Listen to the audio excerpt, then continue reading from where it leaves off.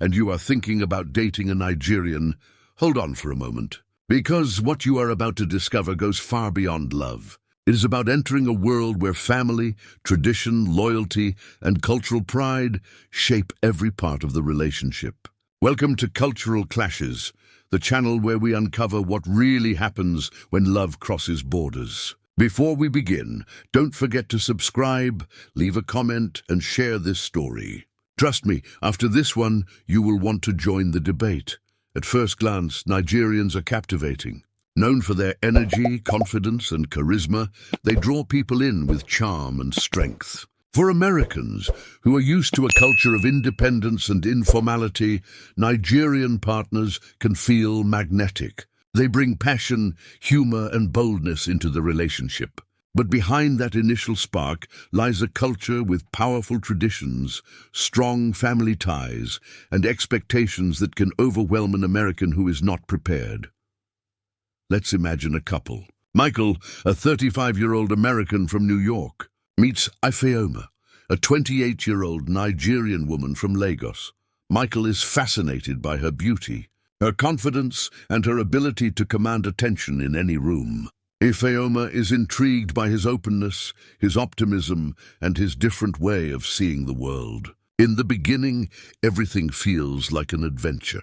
Michael loves the energy and pride Ifeoma carries. Ifeoma admires his independence and easygoing style. But soon, as the relationship moves beyond the surface, the differences between them begin to reveal themselves. The first clash is family. In America, relationships often start with two people deciding for themselves. Family involvement is secondary. But in Nigeria, family is central to everything. Parents, siblings, uncles, aunts, and even distant relatives all expect to be part of the relationship. When Michael tries to plan a weekend just for himself and Ifeoma, she insists on including her relatives in the plans. For her, love is not private. It is connected to the entire family network. For Michael, this feels intrusive. For her, it is the natural way of life. In her world, if he cannot respect her family, he cannot truly love her. Religion brings another powerful difference. Nigeria is deeply religious, with Christianity and Islam playing central roles in daily life. Ifeoma expects Michael to join her in church services, to respect prayers, and to live by certain moral codes. Michael, more secular, struggles to understand why faith must dominate their relationship. For him, religion is private. For her, it is essential. When he skips church one Sunday, she feels betrayed. For him, it is just a personal choice.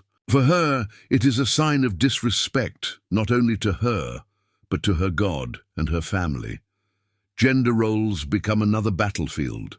In America, equality is the norm. Bills are split, chores are shared, and women are expected to pursue careers freely. In Nigeria, traditional roles still hold strong. Men are often expected to provide, protect, and lead, while women are expected to nurture, respect, and support.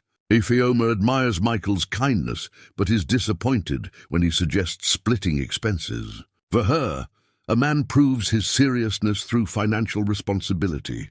For him, equality is a sign of respect. What he calls fairness, she calls weakness. What she calls devotion, he calls control.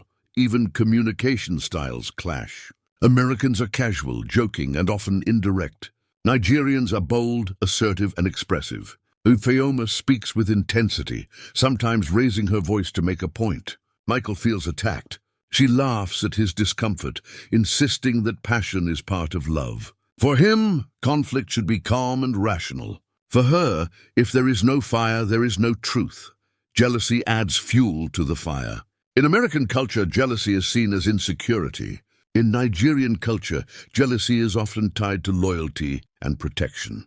Ifeoma expects Michael to show jealousy if another man flirts with her. When he stays calm, she feels unloved. When he reacts, she feels secure. Michael is confused. He thought trust was the foundation of love. She believes vigilance is the foundation of respect. Daily habits bring even more friction. Michael enjoys casual meals, fast food, and a relaxed lifestyle. Ifeoma values traditional Nigerian meals, often cooked with time, effort, and ritual. When he eats alone or skips a meal, she feels disrespected. In her world, eating together is an act of love. In his, food is just fuel. Even celebrations become cultural battlegrounds. In America, birthdays and holidays are often small, private affairs. In Nigeria, celebrations are huge, involving extended family, neighbors, and entire communities. When Michael plans a quiet birthday dinner for Ifeoma, she feels disappointed. For her, love must be shown in public, with grand gestures and community recognition. For him, love is proven in private. Once again, their definitions clash. Over time, the very qualities that drew them together start to pull them apart. Michael loved Ifeoma's confidence, but now it feels like stubbornness. Ifeoma loved Michael's independence, but now it feels like selfishness. What once seemed complementary now feels contradictory, and this is only the beginning. Because as their relationship deepens, the weight of tradition, family, and cultural expectations grows heavier. What started as romance begins to feel like negotiation. Love becomes a battlefield of values, and both sides are struggling to understand if their connection can survive the storm. Stay tuned, because in the next part, we will uncover how these cultural differences escalate when Americans and Nigerians try to build a long-term future together.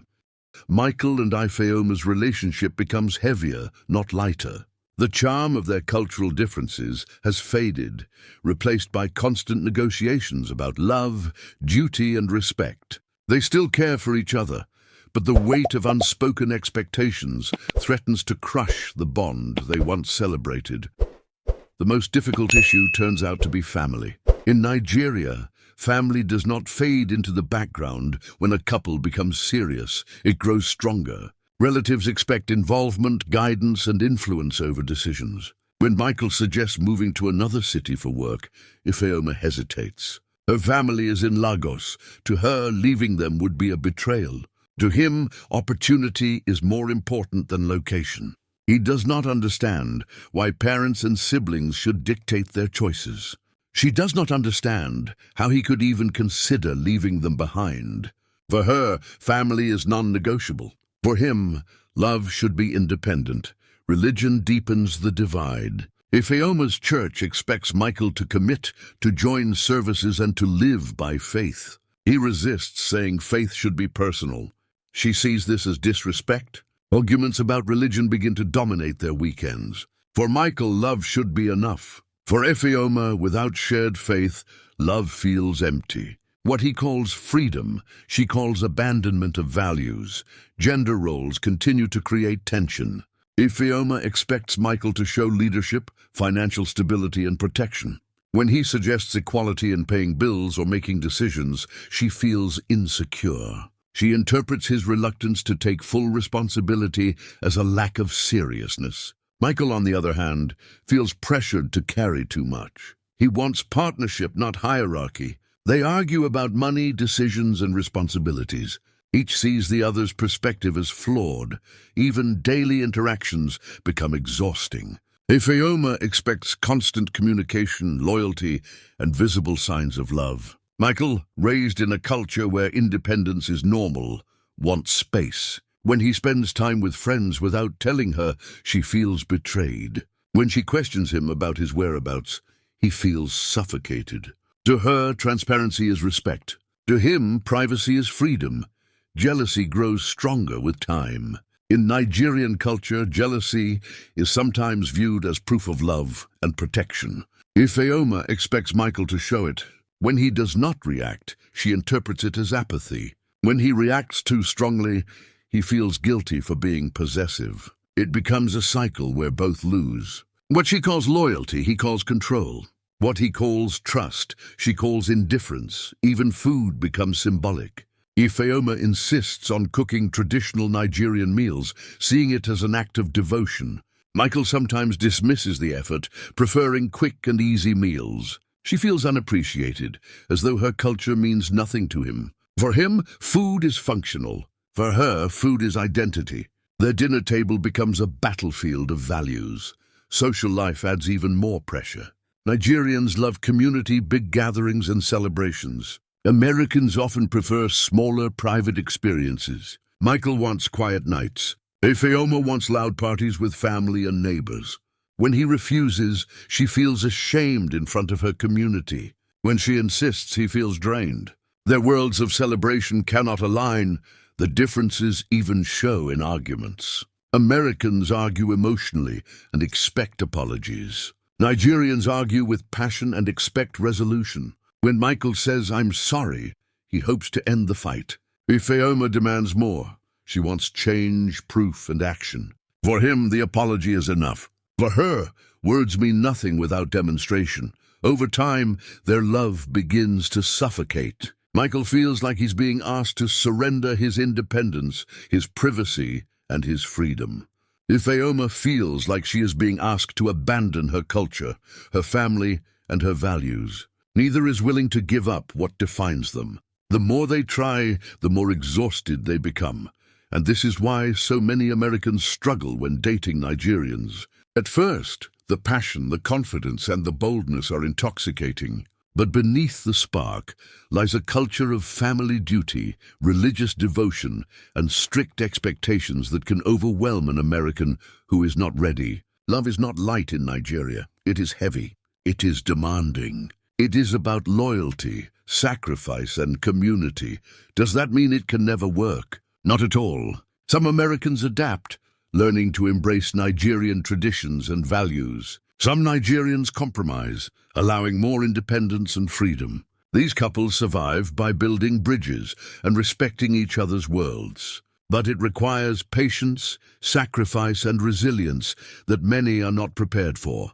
Most relationships collapse not because of lack of love, but because love alone cannot overcome cultural weight. Americans want independence. Nigerians want devotion. Americans want privacy. Nigerians want loyalty. Americans want freedom. Nigerians want family. Both are right, but together they often collide. So should Americans date Nigerians? Only if they are ready to give up independence for devotion, privacy for transparency, and freedom for responsibility. Only if they are prepared to embrace a culture where family is everything, faith is essential, and love is proven through sacrifice, not words. Because dating a Nigerian is not just romance. It is a test of loyalty, endurance, and strength. Unless you are ready to live under those rules, maybe you should not step into that world at all. So what do you think? Would you survive dating a Nigerian, or would the passion, the jealousy, and the family weight break you before love could last? Leave your thoughts in the comments, subscribe to Cultural Clashes, and share this story. Because when cultures collide, love is never simple. It is a battle between worlds.